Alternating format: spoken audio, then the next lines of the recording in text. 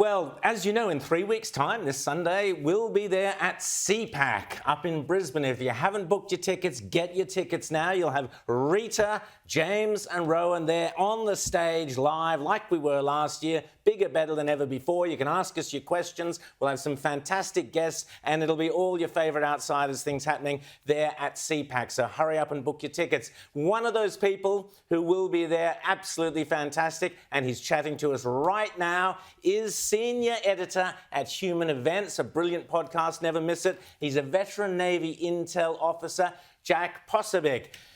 Jack, great to see you, and it's great to have you here on Outsiders. We'll be seeing you at CPAC, can't wait for that. But I want to ask you first just about this trans shooting. You've made some brilliant comments about it. You've looked at not only the political aspect of it, but if you like, the spiritual, demonic aspect of it. Let's just be clear. I just want to play a quick grab from Mike Bentz about how many of these shooters in America have actually identified as trans. Just have a listen. The Denver shooter was trans, the Aberdeen shooter was trans, the Nashville shooter was trans, the Georgia shooter was trans, the Philadelphia shooter was trans, the Uvalde shooter was trans, the Colorado shooter was trans, and now the Minnesota shooter was trans. I think one of the things that you see being pointed out by the Walsh types is that even if there is no clear ideology, there is something in the water with the untouchable nature of the trans identity until just the past really year that you could even talk about it, frankly, and what appears to be a kind of underlying mental instability that tends to disproportionately give rise to these school shootings. So, Jack, your thoughts? Obviously, we're not saying every transgender person out there is a mass shooter or anything like that, but there is a serious issue, and you have raised that serious issue, Jack. Well, thanks so much for having me on, and I can't wait to be there down under. In fact, I'm thrilled to be there at CPAC coming up this September 20th to 21st in Brisbane.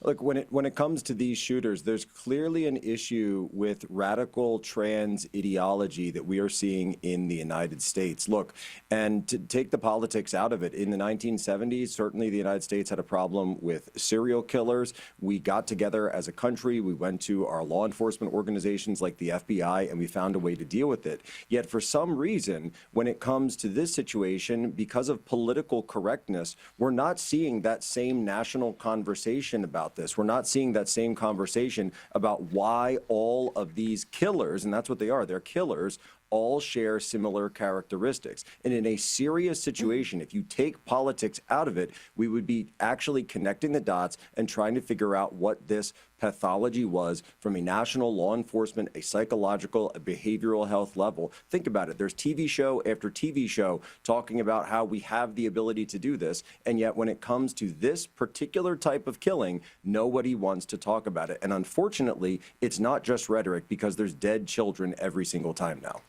And we've still got the media, MSNBC, CNN, many others, insisting that the preferred pronouns of this child killer be used, that female pronouns, they, them pronouns. How is the mainstream media, or so much of the mainstream media, so divorced from reality when it comes to this issue?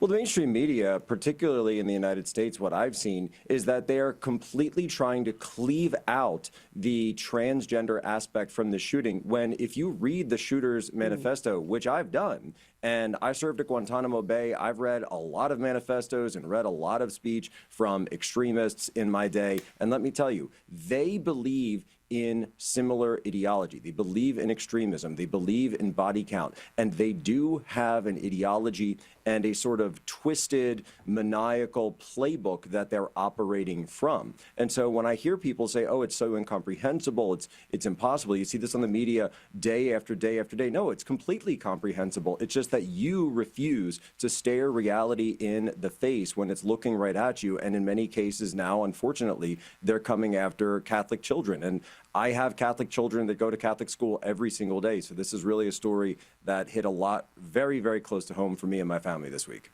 James. Yeah, Jack, and on to another topic that's also almost like something that you're not supposed to talk about, like the trans thing, immigration. I'd love to get your thoughts on this here. We've got these big protests happening today in Australia about the mass migration policies of this government and previous governments. We're seeing massive pushback in the UK. I'd love to get you to react to that, but I'd also love your insights as to why in the last, 10, 20, 30 years, this idea that countries should just take in endless, infinity numbers of migrants without anybody, in a mass movement, people democratically asking for this or even liking this particularly much, creating this conspiracy of silence around it. I'd love to get your reaction to why we even why the West got itself into this position in the first place. Well, that's absolutely a great question. And I have to say, I really do see a lot of hope in Australia. In fact, that's one of the reasons that I want to come down and actually just speak to normal, everyday Australians. I actually haven't been to Australia before, although I did serve with members of the Australian military when I was stationed in Guam working with CTF 75, which is the task force that we have in the Navy up there, and I had great and nothing but admirable comments to say about every one of them.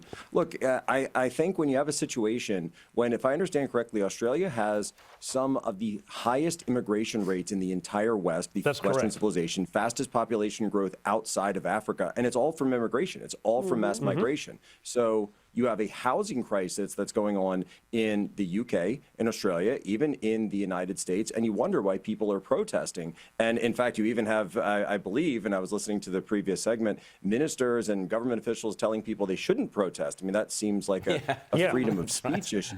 Absolutely. And certainly one that I imagine that the Trump White House will be very interested in, especially with the question of tariffs being open right now. But, what's interesting is I seem to notice that these policies are only ever pushed on Western countries. You never hear the drumbeat for say that the Chinese Communist Party, the People's Republic of China, has to take in millions upon millions of migrants. You never hear it for Japan. You never hear it for Korea. But for some reason, it's always and only Western countries.